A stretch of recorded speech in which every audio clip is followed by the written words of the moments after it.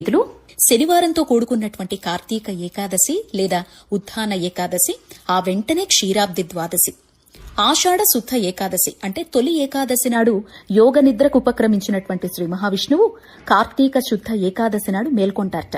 అందుకే ఈ రోజుకు అంత ప్రాధాన్యత. అందులోనూ పరమశివుడికి ఇష్టమైన కార్తీకం కావడంతో దామోదరుడిగా కొలిచే వారి సకల అభీష్టాలు నెరవేరుతాయని ప్రతీతి.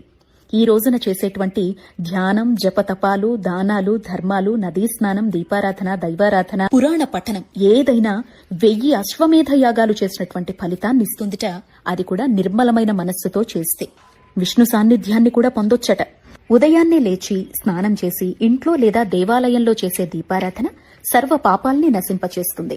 దీపదానం, సాలగ్రామ దానం, స్వయంపాక దానం, అన్నదానం సకల దోషాల నుంచి విముక్తుల్ని చేస్తాయి. ప్రాతకాలంలో చేసే తులసి అర్చన దామోదరుడికి, ప్రదోషకాలంలో మారేడు దళాలతో చేసే శివార్చన అఖండ ఐశ్వర్యాన్ని కలిగిస్తాయి. దశమి సాయంత్రం నుంచే ఏకాదశి తర్వాత ద్వాదశి వరకు కూడా నియమాల్ని పాటించాల్సి ఉంటుందండి. తలస్నానం, మితంగా మాట్లాడటం, అన్నం కాకుండా శరీరాన్ని నిలుపుకునే సాత్వికాహారం తీసుకోవడం, బ్రహ్మచర్యం వంటి నియమాలు వ్రతానికి తోడ్పాటునందిస్తాయి. రామాయణం, భాగవతం, భగవద్గీత పారాయణలు, గురుచరిత్ర, విష్ణు సహస్రనామ పారాయణలు, దామోదరాష్టకం చదువుకుంటే చాలా మంచిది. తులసి, మారేడు దళాల అర్చన స్వామివారికి చాలా ఇష్టం.